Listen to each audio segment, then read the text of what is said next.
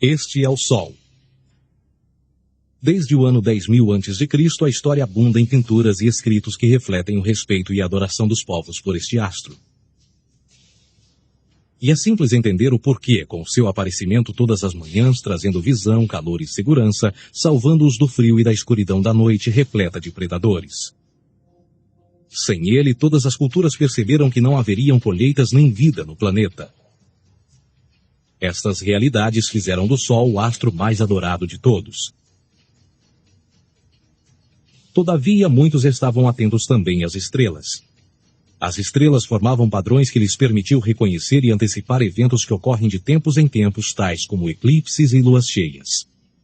Eles catalogaram grupos celestiais daquilo que conhecemos hoje como constelações. Esta é a Cruz do Zodíaco, uma das mais antigas imagens na história da humanidade.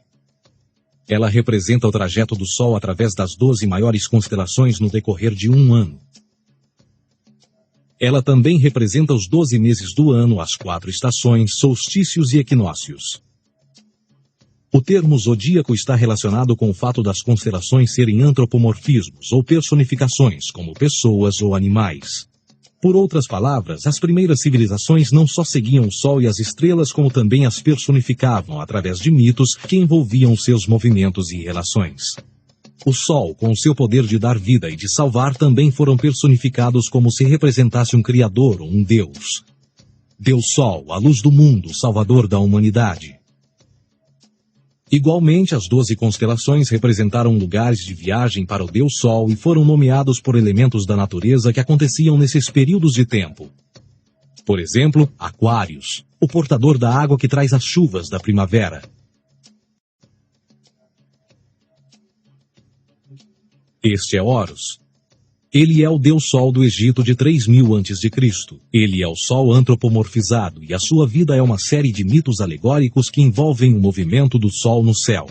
Dos antigos hieróglifos egípcios conheceu-se muito sobre esse Messias solar. Por exemplo, Horus, sendo o Sol, tinha como inimigo o Deus Sete, que era a personificação das trevas ou da noite. E metaforicamente falando, todas as manhãs Horus ganhava a batalha contra Sete. E no fim da tarde, Sete conquistava Horus e o enviava para o mundo das trevas. Será importante frisar que trevas versus luz ou bem versus mal tem sido uma dualidade mitológica onipresente que ainda hoje é usada em muitos níveis. No geral, a história de Horus é a seguinte. Horus nasceu em 25 de dezembro da Virgem Isis Mary. O seu nascimento foi acompanhado por uma estrela no oeste, que por sua vez foi seguida por 3 reis em busca do Salvador recém-nascido. Aos 12 anos era uma criança prodígio nos ensinamentos, e aos 30 anos ele foi batizado por uma figura conhecida por Anup, e assim começou o seu ministério. Horus teve 12 discípulos e viajou com eles, fazendo milagres tais como curar os enfermos e andar sobre as águas. Horus também era conhecido por vários nomes como a Verdade, a Luz, o Filho Adorado de Deus, o Bom Pastor, Cordeiro de Deus, entre muitos outros.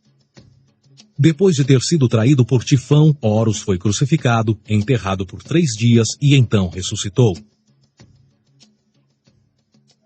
Estes atributos de Horus, originais ou não, parecem influenciar várias culturas mundiais e muitos outros deuses encontrados com a mesma estrutura mitológica. Atis da Firígia nasceu da Virgem Nana em 25 de dezembro. Crucificado, foi posto na tumba e 3 dias depois ressuscitou.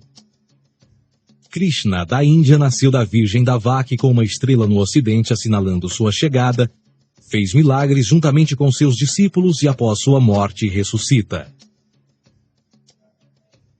Dionísio da Grécia nasceu de uma virgem em 25 de dezembro. Foi um professor peregrino que praticou milagres como transformar água em vinho e é referenciado como Rei dos Reis, Filho unigênito de Deus, o início e o fim, entre muitas outras coisas, e após sua morte ressuscitou.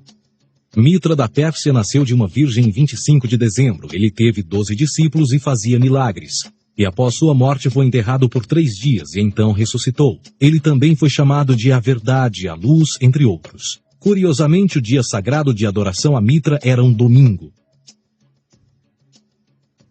O que importa salientar é que existiram inúmeros salvadores em diferentes períodos em diversos lugares da Terra que preenchem essas mesmas características.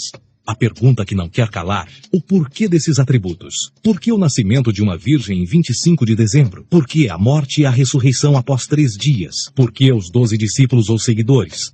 Para descobrirmos, vamos examinar o mais recente dos Messias solares. Jesus Cristo nasceu em 25 de dezembro em Belém. Ao nascer foi anunciado por uma estrela no ocidente que seria seguida por 3 reis magos para encontrar e adorar um novo Salvador. Tornou-se pregador aos 12 anos. Aos 30 anos foi batizado por João Batista e então iniciou seu ministério. Jesus teve 12 discípulos que viajaram com ele praticando milagres como curar doentes, andar sobre a água, ressuscitar mortos. Ele também é conhecido como Rei dos Reis, o Filho de Deus, a luz do mundo, o início e o fim, o Cordeiro de Deus, entre muitos outros. Depois de ter sido traído por seu discípulo Judas por 30 moedas de prata, ele foi crucificado, posto em uma tumba e após 3 dias ele ressuscitou e ascendeu aos céus.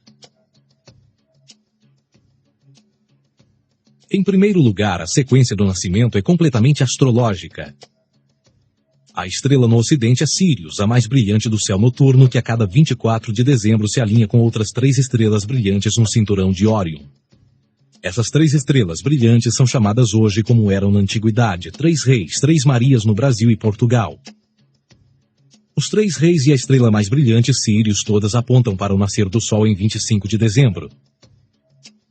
Esta é a razão pela qual os 3 reis seguem a estrela a oeste em uma ordem que apontam ao amanhecer. O nascimento do Sol.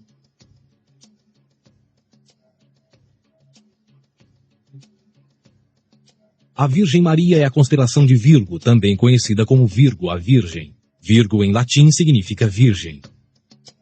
Virgo também é conhecida como a Casa do Pão. E a representação de Virgo é uma virgem segurando um feixe de espigas de trigo. Esta Casa do Pão e o seu símbolo das espigas de trigo representa agosto e setembro, a época das colheitas. Por sua vez, Belém é a tradução ao pé da letra de a Casa do Pão. Belém também é a referência à constelação de Virgem, um lugar no céu, não na terra.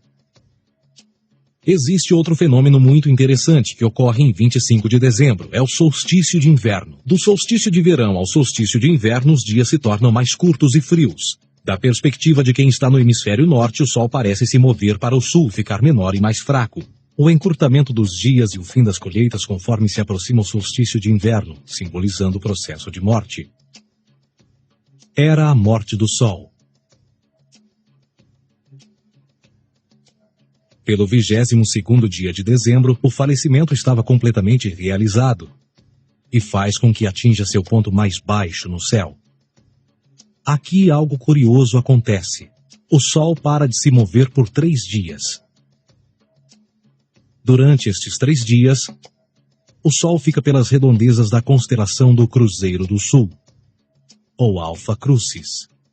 Depois desse período, em 25 de dezembro, o Sol se move 1 grau, dessa vez para o norte, trazendo perspectiva de dias maiores, mais calor e a primavera. E assim se diz: o Sol morreu na cruz, ficou morto por 3 dias, apenas para ressuscitar ou nascer mais uma vez. Esta é a razão pela qual Jesus e muitos outros deuses solares compartilham da ideia de crucificação, morte por 3 dias e o conceito da ressurreição.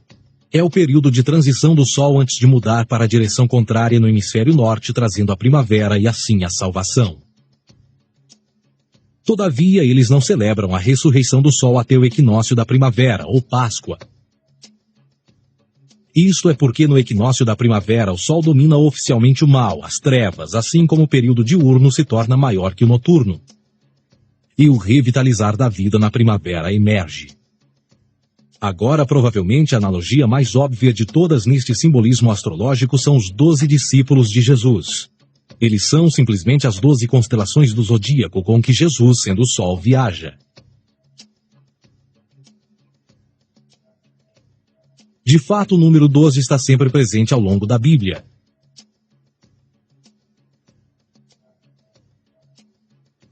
Voltando à cruz do zodíaco, o elemento figurativo da vida é o Sol. Isto não é uma mera representação artística ou ferramenta para seguir os movimentos do Sol. Era também um símbolo espiritual pagão. Uma logografia similar a isto. Isto não é um símbolo do cristianismo. É uma adaptação pagã da cruz do zodíaco.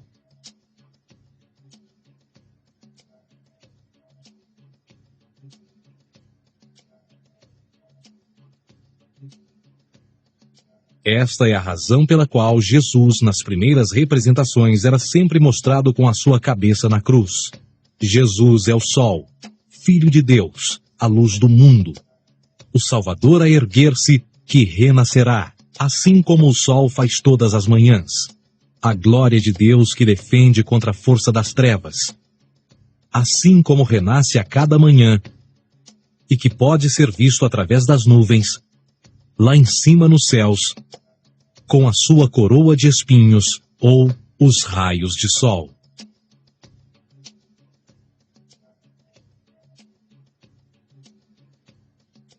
Agora, nas muitas referências astrológicas ou astronômicas na Bíblia, uma das mais importantes tem a ver com o conceito de eras. Através das Escrituras há inúmeras referências a essa era. Para compreender isto, precisamos primeiro estar familiarizados com o fenômeno da precessão dos equinócios. Os antigos egípcios, assim como outras culturas antes deles, reconheceram que aproximadamente de 2150 em 2150 anos, o nascer do Sol durante o equinócio de primavera ocorria num diferente signo do zodíaco.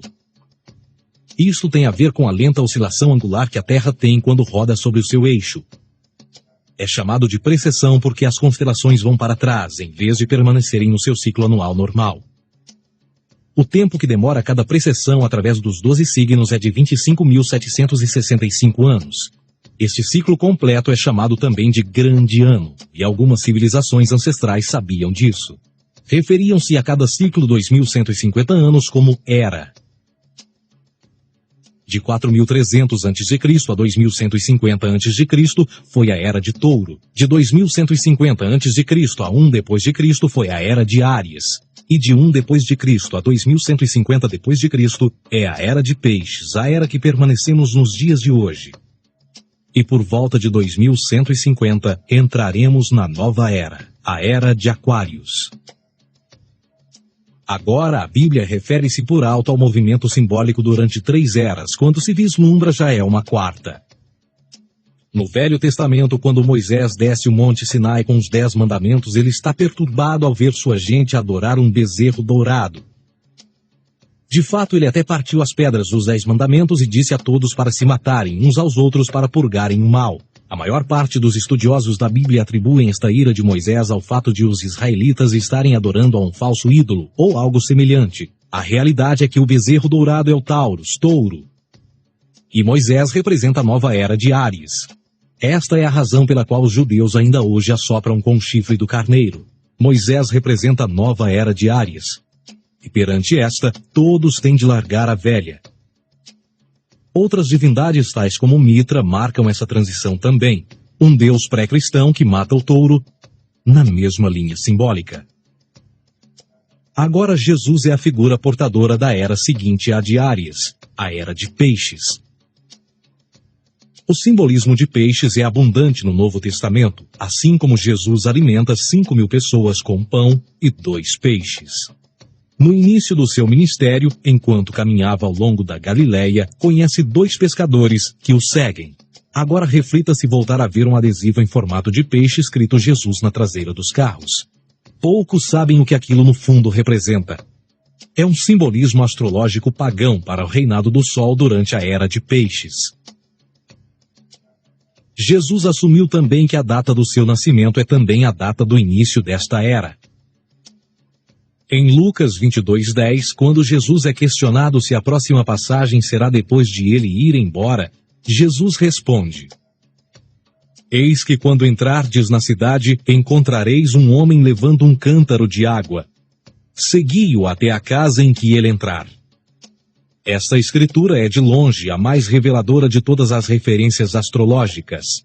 O homem que leva um cântaro de água é Aquários, o portador de água, que é sempre representado com um homem despejando uma porção de água.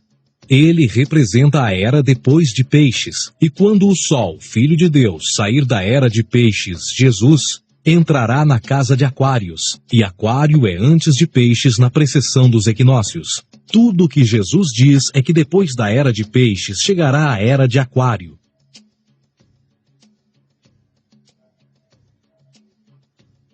Agora todos já ouvimos falar sobre o fim do mundo.